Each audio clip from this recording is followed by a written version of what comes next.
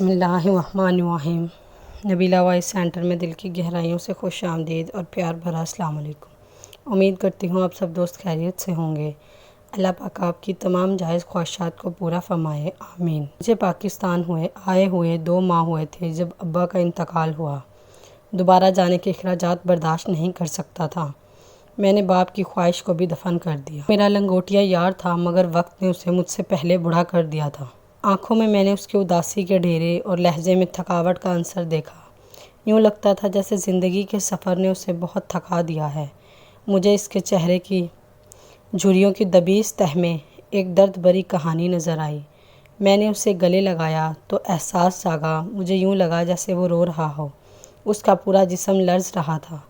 وہ برسوں سے کسی کندھے کا متلاشی تھا۔ اس پر سر رکھ کر روئے اور آنسوؤں میں دل کے سارے غم بہا دے۔ میں نے اسے سینے سے کافی دیر لگائے رکھا اور شفیق باپ کی طرح شفقت سے اس کی پیٹھ تھپ تھپاتا رہا۔ اس کے غم میں میرا دل بھی رنجیدہ ہو چکا تھا۔ کافی دیر بعد جب وہ مجھ سے الگ ہوا تو مجھے دونوں بازوؤں سے پکڑ کر پرجوش لہجے میں بولا، کیسے ہو یار؟ میں نے کہا، اللہ کا شکر ہے۔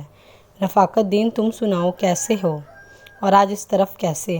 میرے سوال پر وہ بولا، اڑنے والے کے جب پر کٹ جاتے ہیں تو سیدھا زمین پر گرتا ہے۔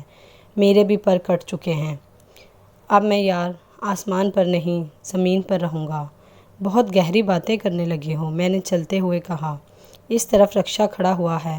میں نے چلتے چلتے اس کا سفری بیگ اٹھا لیا۔ ہاں چلو، اس نے قدم سے قدم ملاتے ہوئے میرے شانوں پر اپنا ہاتھ رکھتے ہوئے کہا۔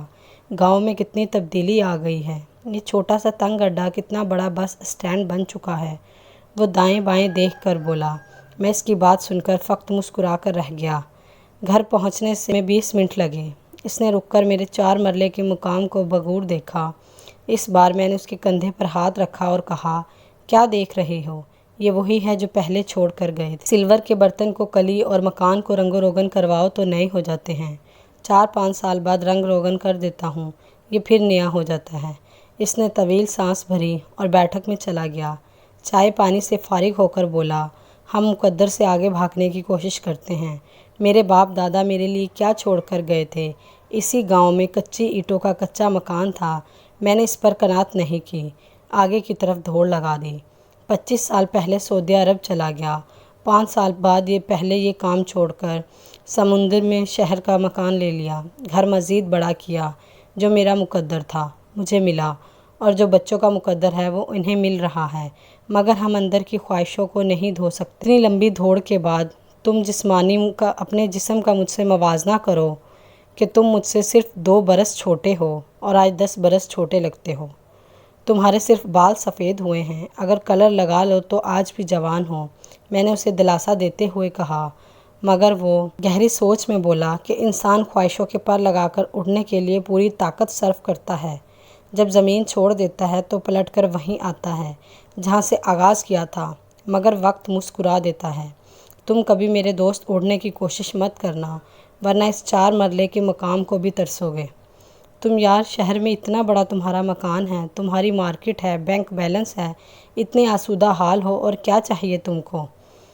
اس سے بڑی بدقسمتی اور کیا ہو سکتی ہے کہ میں اپنی جگری یار سے، جس کے ساتھ میں نے شب بیداری کی، لوڈو اور تاش کی محفلیں سجائی، 2 ہنسوں کی جوڑی کی طرح جس کے ساتھ رہا، آج اس سے 20 برس بعد مل رہا ہوں۔ ان 20 برسوں کا حساب جوڑ لو۔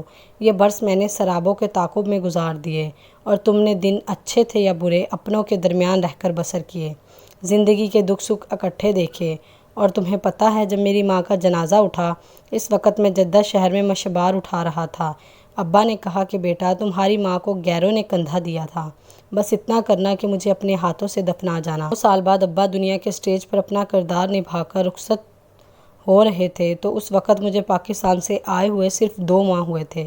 اتنے مختصر وقت میں پاکستان آنے جانے کے اخراجات برداشت نہیں کر سکتا تھا۔ ابا کی خواہش کو میں نے دولت کی مٹی میں دفن کر دیا، اور میں دونوں جنازوں میں شریک نہیں تھا۔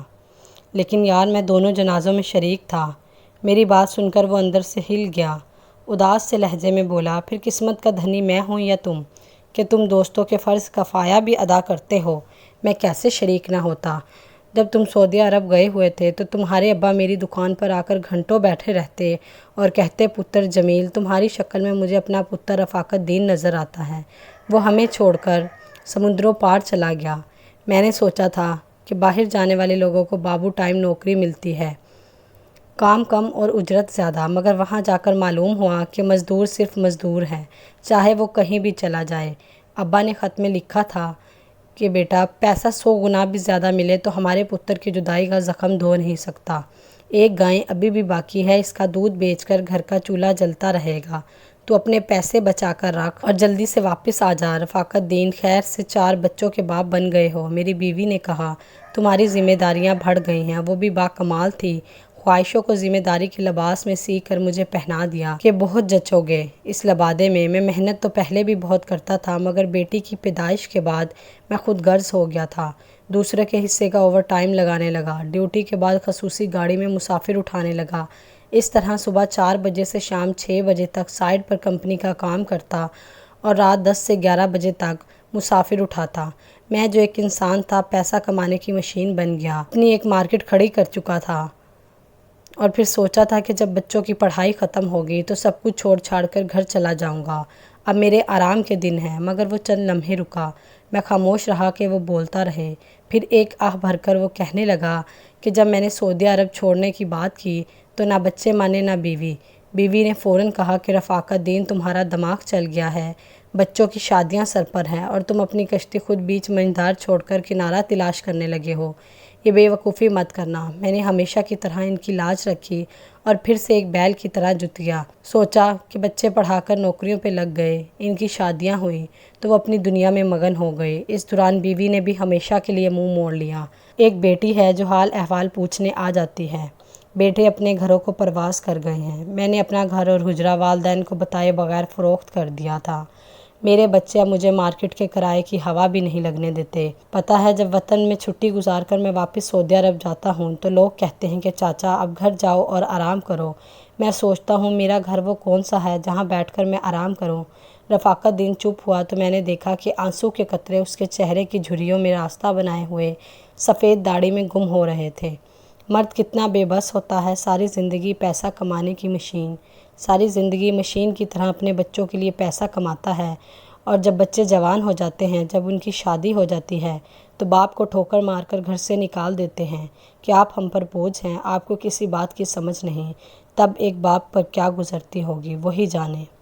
امید کرتی ہوں آج کی ویڈیو آپ کو پسند آئی ہو، تو ہماری ویڈیو کو لائک اور چینل کو سبسکرائب ضرور کر دیجیے گا۔ ملتے ہیں اگلی ویڈیو میں، تب تک کے لیے اللہ حافظ۔